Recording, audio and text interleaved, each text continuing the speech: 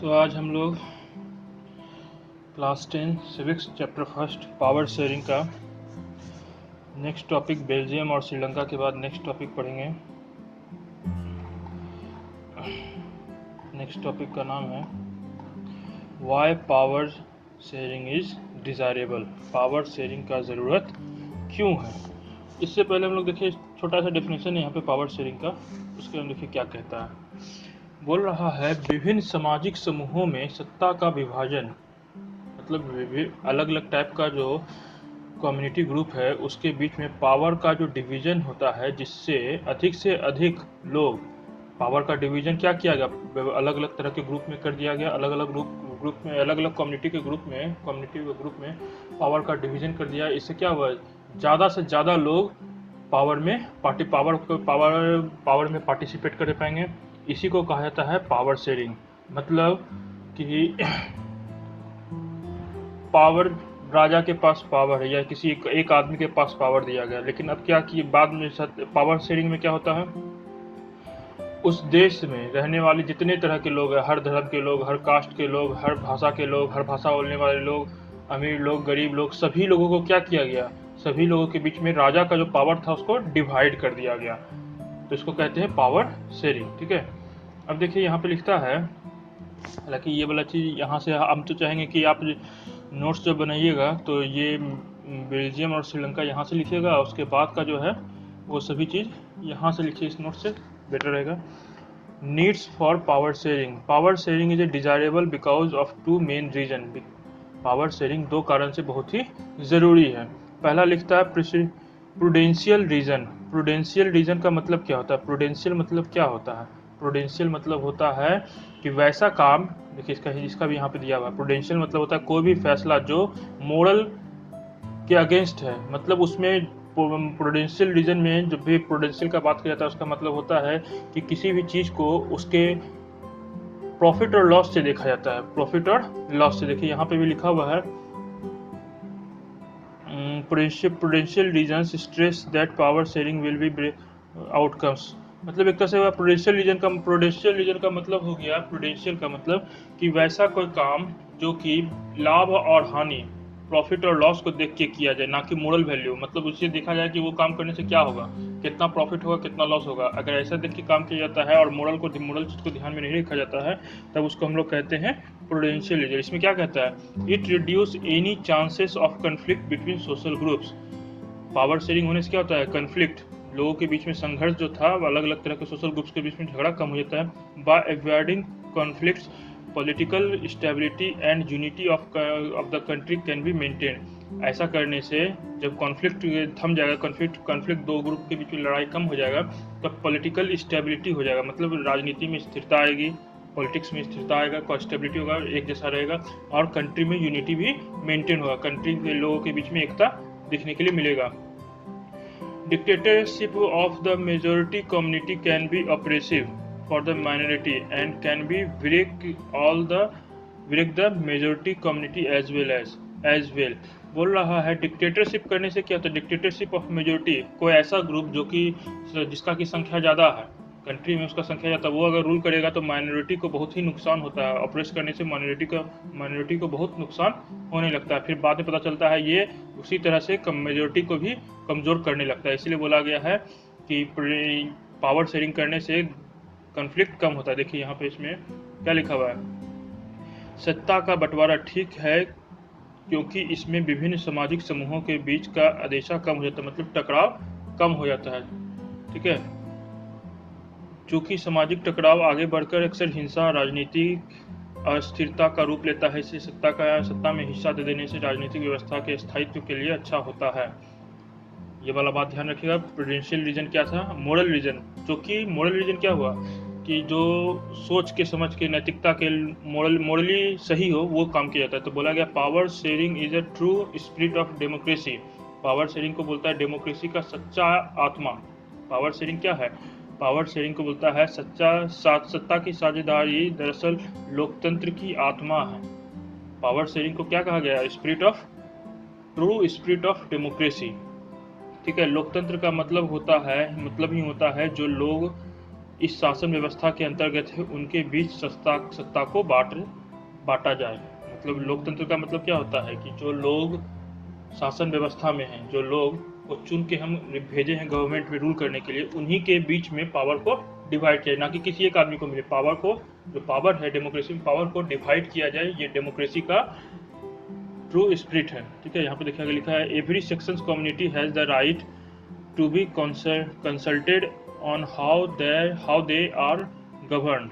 Every section of community has the right to be consulted on how they are govern. ये हर section का community के पास अधिकार है कि वो बताएगा कि गवर्न कैसे करना। Governance should be carried out keeping in mind the largest interest and each section of community. इस तरह से गवर्न करने से क्या होता है कि सभी लोगों के इच्छा को पूरी किया जाए, सभी लोग का इंटरेस्ट जान पाते हैं। हर सेक्शन, हर सोसाइटी के हर सेक्शन के, हर कम्युनिटी के लोग की इच्छा को पूरा किया जा सकता है। ठीक है, अब आगे बढ़ते हैं different form of power sharing. Different form of power sharing. Power sharing को डिफरेंट पावर शेयरिंग में अलग अलग तरीका से पावर शेयरिंग किया जाता है, लेकिन उससे पहले इसके में ये जो आपको टाइप्स बता दिया है, वेरियस पेज बता दिया, उससे पहले कुछ है वो चीज़ हम आपके साथ क्लियर कर लेते हैं। ठीक है, इसमें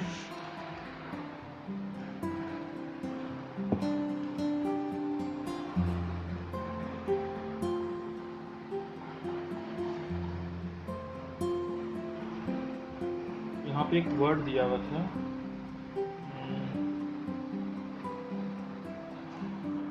अच्छा ठीक है, इसको हम आगे पढ़ते चलेंगे तो बताएंगे। यहाँ पे पहले लिखता है the idea of power sharing has emerged in opposition to the notation of undivided political power. बोल रहा है इसका मतलब राजनीति सत्ता का, राजनीति का, पॉलिटिकल पावर का डिवीजन, बंटवारा नहीं किया जा सकता। इसी के अपोजिशन में आया है पावर शेयरिंग। मतलब पॉलिटिकल पावर को आप डिवाइड नहीं कर सकते, वो अनडिवाइडेड है, इसीलिए बनाया गया उसका पोजीशन में पावर शेयरिंग। फिर दिया है कि यहाँ पे देखिएगा हिंदी में भी लिखा है, राजनीतिक सत्ता का बंटवारा नहीं किया जा सकता। इसी धारणा के विरुद्ध सत्ता की साझेदारी मतलब पावर शेयरिंग, पॉलिटिकल पावर का बंटवारा नहीं किया जा सकता, डिवीजन नहीं हो सकता, इसलिए इसी के अपोजिट में लाया गया क्या, इसको कहा जाता है पावर शेयरिंग।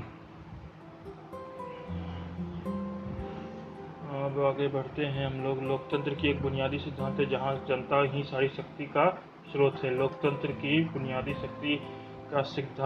सिद्धांत है। लोकतंत्र का बेसिक प्रिंसिपल क्या है?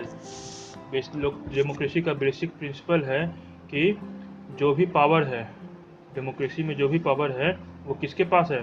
डेमोक्रेसी का सारा पावर वही पीपल के बीच में है, जो वहाँ के सिटीजन्स होते हैं उसी के बीच में सारा पावर है। बुनियादी सिद्धांत है, बेसिक प्रिंसिपल्स क्या है, यहाँ देखिए लिखा होगा one basic principle of democracy is that people are the source of all political power। कौन है? people है, source है। people on one basic principle of democracy that is that people are source of all political power। people ही सारे political power का source है। ठीक है, आगे फिर इसमें जो मेन लाइन है वो हम सिर्फ बता रहे हैं, जो जानना ज़्यादा जरूरी है।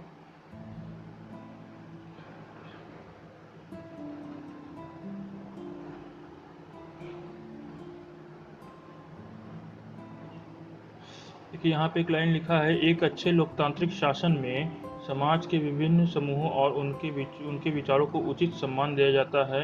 उनकी और सार्वजनिक नीतियाँ तय करने में सबकी बातें शामिल होती हैं, इसलिए लोकतांत्रिक शासन को अच्छा माना जाता है। ठीक है, ये वाला लाइन देखिएगा, In good democratic government, due respect is given to the diverse group and views that exist in a society. Everyone has a voice in the shaping public policies. Therefore, it It follows that in a democracy, political power should be distribution among as many citizens as possible. मतलब इसका मतलब हुआ कि एक अच्छा democratic government जो होता है उसमें सोसाइटी के सभी जितने भी ग्रुप हैं सभी के आइडियाज़ को रिस्पेक्ट दिया जाता है। ठीक है, सभी के आइडियाज़ को सुना जाता है, सभी के आइडियाज़ को रिस्पेक्ट दिया जाता है और जो भी पब्लिक ओपिनियन बनता है सभी पब्लिक ओपिनियन में सभी का बात को रखा जाता है। इसीलिए कहा गया है कि लोकतांत्रिक शासन को डेमोक्रेटिक गवर्नमेंट को सबसे अच्छा माना जाता है। डेमोक्रेटिक गवर्नमेंट में सभी की बातों को सभी के विचारों को वैल्यू दिया जाता है अच्छे सभी, चाहे वो किसी भी ग्रुप से हो, चाहे वो किसी भी कास्ट रिलीजन से बिलोंग करता हो, सभी के वैल्यूज को इम्पोर्टेंस, सभी के आइडियाज को इम्पोर्टेंस दिया जाता है, इक्वल इम्पोर्टेंस दिया जाता है। ठीक है, अब यहाँ हम लोग आते हैं इस पे। इसमें दिया है पहला sharing a power among different organs of government. Government का जो पावर है, शेयरिंग पावर अमॉन्ग गवर्नमेंट, सबसे ये स्टार्टिंग होता है, ये जो है ये स्टार्टिंग हुआ पावर शेयरिंग का पहला फेज होता है जिसमें कि पावर को गवर्नमेंट ऑर्गन्स के बीच में डिवाइड किया जाता है। जैसे कि लेजिस्लेटिव, एक्सिक्यूटिव और जुडिशरी के बीच में क्या किया जाता है, लेजिस्लेटिव, एक्सिक्यूटिव और जुडिशरी के बीच में पावर को 3 भाग में बांटा गया, पहला लेजिस्लेटिव, दूसरा एक्सिक्यूटिव और तीसरा judiciary. A government has 3 organs, legislature, executive and judiciary. Separation of division of power among the 3 organs ensured that no organ becomes too powerful. ये जो सेपरेशन किया गया, पावर का डिवीजन किया गया है, लेकिन इसमें भी एक बात ध्यान रखा गया है, ये तीनों जो है एक दूसरे पे नज़र रखता है, एक दूसरे पे कंट्रोल रखता है, जिससे कि कोई एक ऑर्गन बहुत ज़्यादा पावरफुल नहीं हो जाए। In such a system one organ also keeps a check on the organs of the government that results it maintaining balance and power। ये वाला चीज़ अभी बताएं, ये सब नज़र रखे रहता है। ठीक है, एग्जाम्पल भी दिया हुआ है। फॉर एग्जाम्पल, जज who are appointed by the executive can check the function of the executive और द लेजिस्लेटिव। एक जज जिसको कि अपॉइंट किया जाता है एक्सिक्यूटिव के, जज को कौन अपॉइंट करता है, एक्सिक्यूटिव, और जज उसके बाद क्या करता है, एक्सिक्यूटिव और लेजिस्लेटिव पे नज़र रखता है, उसके काम पे नज़र रखता है। The ministers are also responsible to the parliament. Ministers को भी जवाब देना पड़ता है, मिनिस्टर्स के ऊपर भी कंट्रोल रहता है पार्लियामेंट का। This is called system of check and balance. ठीक है, इसको कहते हैं सिस्टम चेक ऑफ बैलेंस। इसका हिंदी में भी देखिए लिखा था, ये देखिए चेक एंड बैलेंस वाला, इसमें क्या लिखता है, ऐसी लोकतांत्रिक व्यवस्था जिसमें न्यायपालिका की नियुक्ति कार्यपालिका द्वारा होती है, परंतु न्यायपालिका मतलब जुडिशरी का अपॉइंट कौन करता है, एक्सिक्यूटिव करता है, लेकिन जुडिशरी ही कार्यपालिका, एक्सिक्यूटिव और लेजिस्लेचर द्वारा बनाए गए कानूनों पर अंकुश रखती है। एक बात ध्यान रखिएगा, पावर शेयरिंग में बोला गया है कि तीनों में पावर डिवाइड किया गया है, गवर्नमेंट का पावर लेजिस्लेटिव, एक्सिक्यूटिव और जुडिशरी में डिवाइड किया गया है। लेकिन यहाँ पे एक छोटा सा बात है ध्यान देने वाला, उसमें है कि उसमें आप लोग को ये ध्यान देना है कि एक्सिक्यूटिव और लेजिस्लेटिव पे जुडिशरी नज़र रखता है और एक्सिक्यूटिव और लेजिस्लेचर एक दूसरे पर नज़र रखता है। जुडिशरी पे कोई नज़र नहीं रखता, जुडिशरी पे किसी का कंट्रोल नहीं है। जुडिशरी को इंडियन जुडिशरी या फिर किसी भी देश का जुडिशरी को इसीलिए इंडिपेंडेंट बोला जाता है ताकि वो आज़ाद होता है। ठीक है, आगे बढ़ते हैं। Power sharing among different levels of government. Power sharing क्या किया गया, सरकार के विभिन्न स्तरों पर बांटा गया। Power sharing among different level of, power को बांटा गया है गवर्नमेंट के डिफरेंट लेवल पे। In a federal government there are 2 main levels of government, that union और the central government and the state government. बोला गया फेडरल गवर्नमेंट में 2 तरह की सरकार होती है। आप लोग को ये चैप्टर 2 में पढ़ना है, फेडरल के बारे में, फेडरलिज्म के बारे में पढ़ना है, तो वहाँ पे समझेंगे इसको अच्छा से। फेडरल गवर्नमेंट ध्यान रखिएगा एक बात कि फेडरल गवर्नमेंट या फेडरलिज्म जहाँ है वहाँ समझ लिया कि उस कंट्री में 2 तरह की सरकारें होती हैं, एक सेंट्रल गवर्नमेंट, उसी को हम लोग यूनियन गवर्नमेंट भी कहते हैं, सेंट्रल गवर्नमेंट और स्टेट गवर्नमेंट। सेंट्रल गवर्नमेंट का काम होता है पूरे कंट्री के लिए कानून बनाना, और स्टेट गवर्नमेंट का काम होता है वो अपने स्टेट के लिए कानून काम करती है।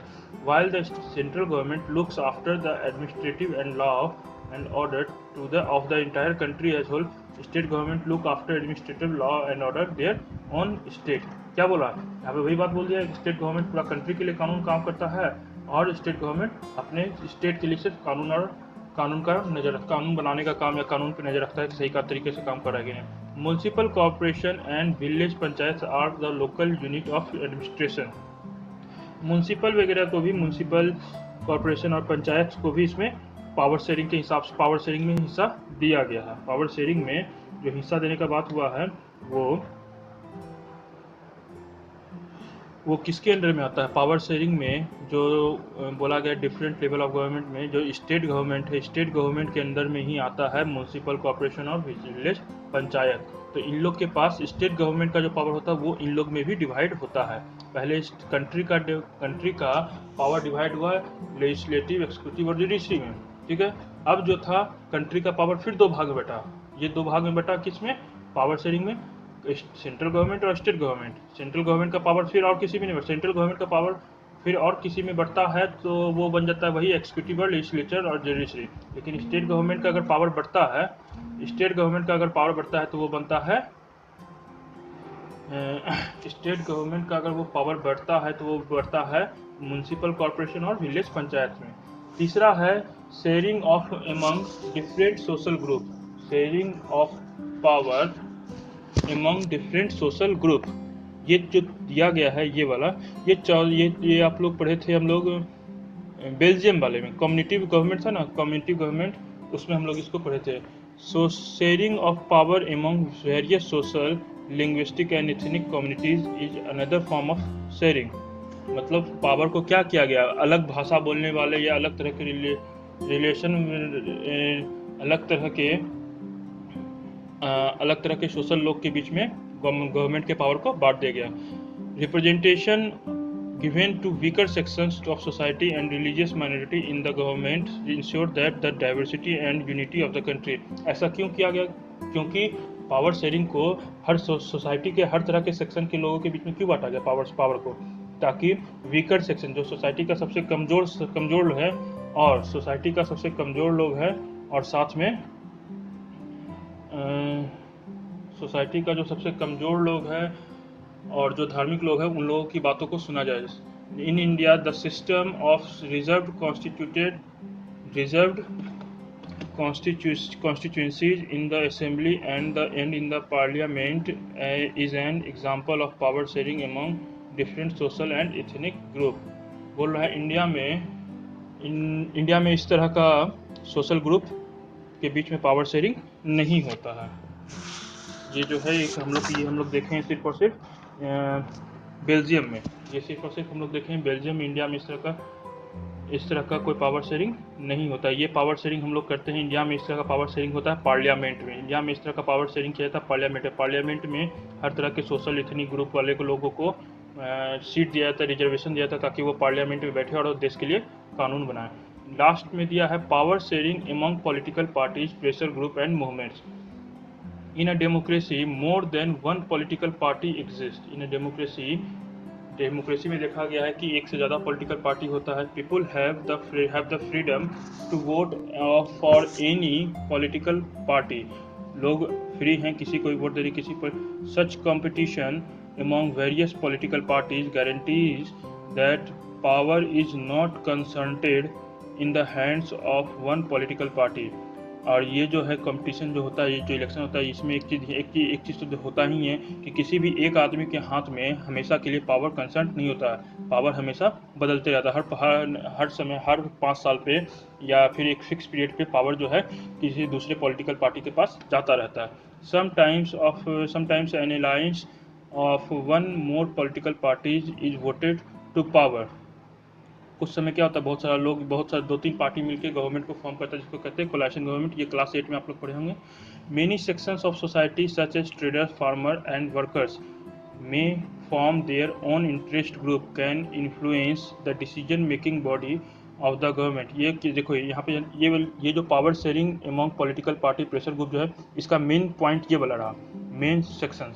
इसमें देखिएगा ट्रेडर, फार्मर, वर्कर्स और भी बहुत से मर्चेंट्स, ये सब जो है अपना अपना अलग अलग ग्रुप बनाते हैं, ठीक है। ये लोग अपना अपना ग्रुप बनाते हैं और ये लोग क्या करते हैं, सरकार पे दबाव, सरकार का वैसा बॉडी जो कि कानून बनाता है, जो कि डिसीजन लेता है, उस पर दबाव बनाते हैं, इसीलिए इनको कहा गया प्रेशर ग्रुप। ये देखिए प्रेशर ग्रुप लिखा है। प्रेशर ग्रुप का काम क्या होता है, यही प्रेशर ग्रुप में यही आते हैं, यही सब ग्रुप आते हैं, ट्रेडर्स, फार्मर्स, वर्कर्स और भी बहुत सारे हैं, उन लोग के ग्रुप्स आते हैं जो कि अपना इंटरेस्ट के लिए, जो कि अपने इच्छे के लिए सरकार का वैसा बॉडी, सरकार का वैसा विभाग जो कि डिसीजन लेता है उस पर प्रेशर बनाते हैं कि ताकि वो उनका बात सुन सके। This ensure that voice of each section of society are heard. ठीक है, इतना सा समझा दी और जिसके साथ ये चैप्टर खत्म हो गया। अब आप लोग तो कन्फ्यूजन हो पूछिएगा। ठीक है, थैंक यू।